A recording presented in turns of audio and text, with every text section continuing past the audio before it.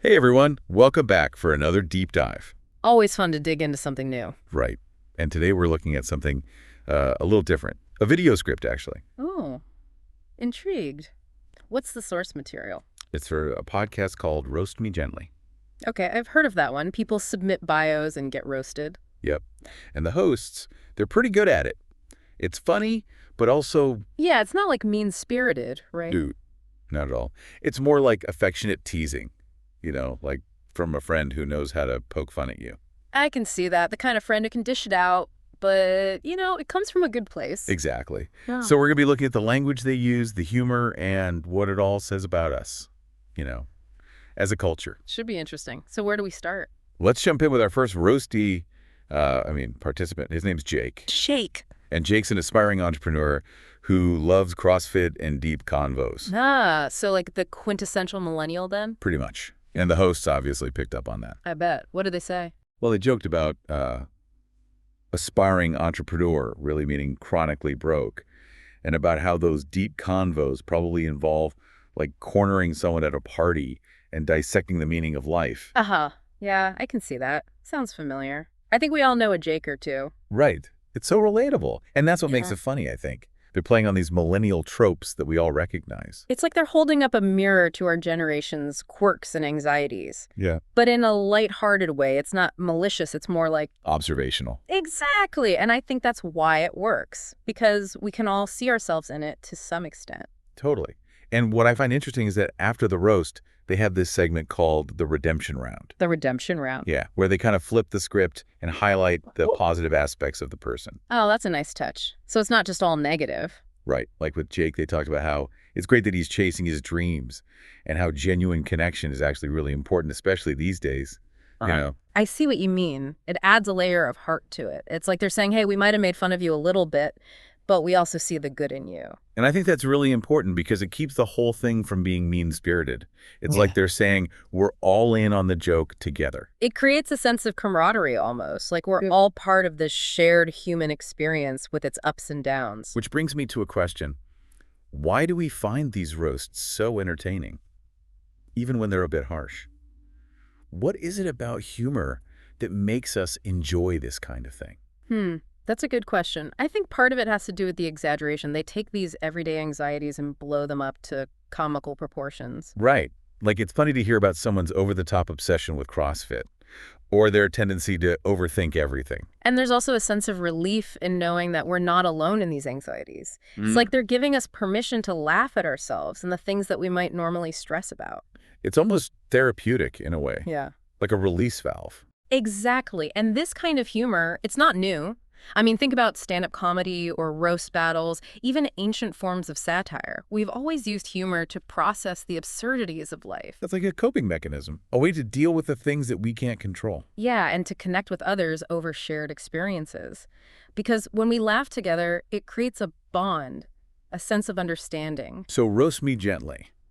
It's not just about making fun of people, it's about using humor to explore the human condition, to highlight these shared experiences that connect us all. And to make us think a little bit too, right? Like, is there a part of us that's also a Jake? Do we also sometimes overthink things or obsess over certain trends? Definitely. Okay, so we've talked about Jake, the aspiring entrepreneur. Yeah. Now let's move on to our next roast subject, Sarah. Sarah, tell me about her. Sarah's bio is like a checklist of millennial woman cliches. Okay, go on. Dog mom, iced coffee addict, and a self-proclaimed overthinker. Ooh, the trifecta. I'm already picturing the jokes. Oh, they did not hold back.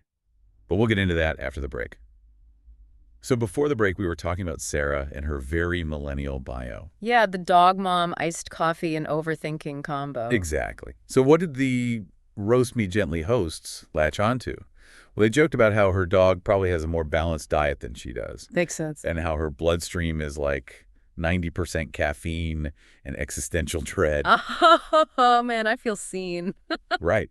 And they even joked about how Sarah probably already mapped out all the escape routes from the studio in case the roast got too intense. That's hilarious. They really captured those anxieties we talked about earlier. Yeah, they took these everyday worries and just blew them up to a ridiculous scale. But it's done in a way that's clever and insightful. It's not just about making fun of these stereotypes. It's about recognizing the pressures and expectations that create them in the first place. Totally.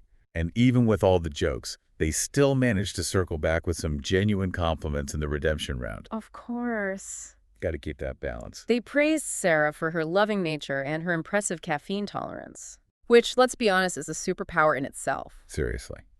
So even though they're poking fun at these millennial traits, they're also acknowledging the positive aspects. It's like they're saying, hey, we get it, life can be overwhelming, but you're doing great. And that's a really important message, especially in a world that often feels very judgmental and isolating. For sure.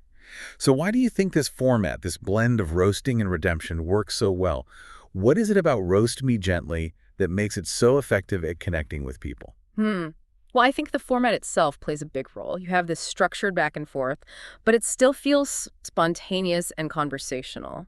It's like they're having fun with it, and that energy is contagious. You can tell they genuinely like the people they're roasting. Exactly. It feels more like playful teasing among friends. Yeah, and that speaks to their skill as storytellers. They're not just delivering jokes, they're crafting narratives. They build up the tension with the roast and then release it with the redemption round. It's a clever formula that keeps you hooked, and it leaves you feeling good, which is important. It's interesting how they manage to be funny and kind at the same time. Like they found the secret to delivering constructive criticism in a way that makes people laugh instead of cringe. Well, think about it. We often learn best when we're relaxed and open. Humor disarms us, lowers our defenses. So when we're laughing, we're more receptive to new ideas or even to seeing ourselves in a different light. So by making us laugh, they're actually encouraging self-reflection.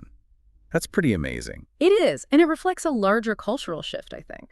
There's this growing desire for authenticity and vulnerability. People are tired of pretending to be perfect, and they're looking for spaces where they can be themselves flaws. And Roast Me Gently provides that safe space. It's like we're all in on the joke together, acknowledging that none of us are immune to these anxieties, insecurities, or just plain weird quirks. It's like they're saying, hey, life is absurd. We're all a little messed up. Let's just embrace it and have a good laugh. And that shared laughter creates a sense of belonging, a reminder that we're not alone in our struggles. It's almost like a countercultural movement, right? In a world that's constantly telling us to strive for perfection, Roast Me Gently is saying it's okay to be imperfect. I agree. It's a celebration of our flaws, the things that make us unique. And by laughing at them, we take away their power. It's like they've tapped into this ancient wisdom that laughter is the best medicine. Yeah. But in this case, it's not just healing for the individual, it's healing for our collective psyche. Exactly. And I think that's why this show resonates with so many people. It offers a much-needed dose of perspective and humor in a world that often feels too serious and stressful.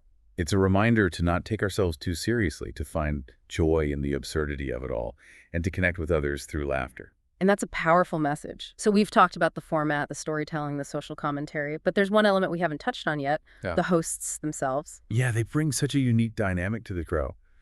What do you think it is about their chemistry that makes it work so well? Well, they have this natural rapport, a back and forth that feels both playful and genuine.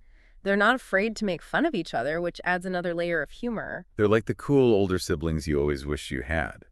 The ones who could tease you, but also make you feel seen and understood. Exactly. And that's why people connect with them, I think. They create this sense of warmth and inclusivity, like you're part of their inner circle. It's like they're inviting us all to join in on the fun, to laugh at ourselves and each other in a way that feels safe and supportive. And that's a rare gift, wouldn't you say?